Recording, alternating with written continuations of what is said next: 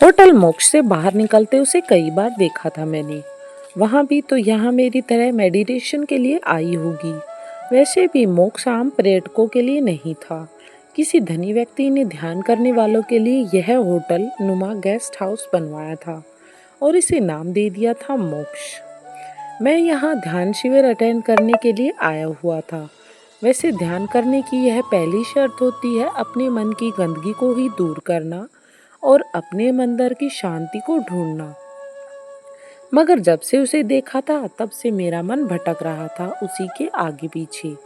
बहुत ही साधारण सी पतली दुबली गेहुआ रंग की एक सामान्य सी व्यक्तित्व की स्वामिनी थी वह उस पर नजर पड़ते ही न जाने मेरे भीतर कितने ख्यालों ने जन्म ले लिया था। मैं उसके बारे में जानना चाहता था। पता नहीं क्या यह मेरा पागलपन था या फिर पहली नजर का प्यार हो गया था मुझे उससे। यूँ तो मेडिटेशन सेंटर के हॉल में किसी को नजर उठाकर देखना मना है, लेकिन फिर भी आज उसे लेकर मेरा मन उसके प्रति उत्सुकता से भर गया था।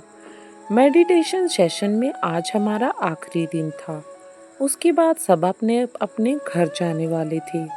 न जाने क्यों मैंने अपना शील भंग करते हुए मैंने चारों ओर नजर दौड़ाई। वहां पहुंचने वालों में मैं सबसे पीछे था। सभी लोग अपने आसन में आसीन हो चुके थे। मैं उसे ही ढूंढ रहा था, तभी मेरी नजर उस पर अचानक से पड़ी और मैंने उसे देखा। दोनों आंखें बंद, पद्मासन में दोनों पैर और अपनी सीधी बाजुओं में न जाने किन ख्यालों में खोई थी वो। क्या उसे परम सत्य को जानने की इतनी ही गहन इच्छा थी या फिर वह अपने किसी पिछले सत्य से भागने की कोशिश कर रही थी मेरी तरह। मैं उसके बारे में जानकर ही रहूंगा। कल तो फिर हम सब लौट जाएंगे। दोपहर के बाद जब हम सब ध्यान शिविर से बाहर निकल गए तब आचार्य जी ने हम सब से कहा, 10 दिन का शिविर आज खत्म होता है। आप सभी साधक एक दूसरे से परिचय कर लीजिए और एक दूसरे को जान लीजिए। आज दिन के भोजन के बाद आप सब फ्री हैं। चाहे तो यहाँ के पर्यटन का आनंद ले सकते हैं। फिर कल तो सब लोग यहाँ से वापस अपने अपने घर की तरफ लौट जाएंगे। पढ़ता तो था, वह मेरे साथ ही पढ़ती थी। घर में सभी लोग मेरे और हिना की दोस्ती के अगेंस्ट थे, मगर मैं किसी की सुनने वालों में नहीं था। जैसे ही मेरी नौकरी लगी मैंने उससे प्रेम के बारे में पूछा और उससे प्रेम विवाह कर लिया। मगर यह शादी टिक नहीं पाई। मेरे और हिना दोनों के विचार ही मेल नहीं खाते थे। अंत में मुझे कोर्ट का ही सहारा लेना पड़ा और हम दोनों अलग हो गए। उसके जाने के बाद माँ ने कितनी जोर जबरदस्ती की कि तुम एक अच्छी लड़की से शादी कर लो, पर मेरा दिल मान ही नहीं रहा था। आखिर कैसे करता शादी। बहुत ही बुरा एक्सपीरियंस था पहली शादी का ही। एक ही ना काफी है, मेरा दिल टूट गया था। लेकिन आज सारिका को देखकर न जाने मेरे अंदर कौन सी भावनाओं ने जन्म ले लिया। क्या यही प्यार है? मैंने अपने आप से सवाल किया।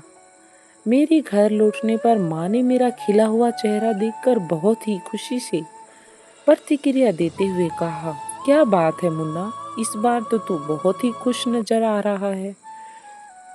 अरे कोई बात नहीं है माँ, आ जाओ, फ्रेश होकर मैं खाना लगाती हूँ। मैं नहा कर आया। माँ खाना लगाकर मेरा इंतजार कर रही थी। उन्होंने बहुत ही गंभीरता से कहा, देखो मुन्ना, अब तुम वयस्क हो चुके हो, अपनी नौकरी कर रहे हो। मैं ज्यादा तो नहीं कहूँगी, बस उम्र का तगाजा ऐसा था। मैं तुम्हें दोष भी नहीं देना चाहती कि तुमने कोई गलती की। जो हो चुका उसे भूल जाओ। मगर अब हिना को याद कर तुम कितने दिनों तक ऐसे ही रहोगी। आज बाकी बातें मुझे मेरे कानों में चुभ नहीं रही थी। पहली बार मुझे लग रहा था कि माँ मुझे सही कह रही है।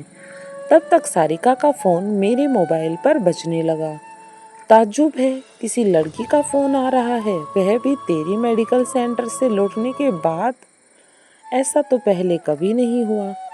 सारिका से बात करने के बाद माँ से मैंने कहा, माँ यह भी एक शादी का है, मुझे वहाँ मेडिटेशन सेंटर में मिली थी। बहुत ही अच्छी है। वह भी मेरी तरह प्यार में धोखा खाई हुई है। लगभग सेम ही कहानी है हम दोनों की। 5 साल पहले उसका भी तलाक हो गया था और वह भी अब अकेली रह रही है। ओह! माँ के चेहरे पर दर्द साफ नजर आ रहा था।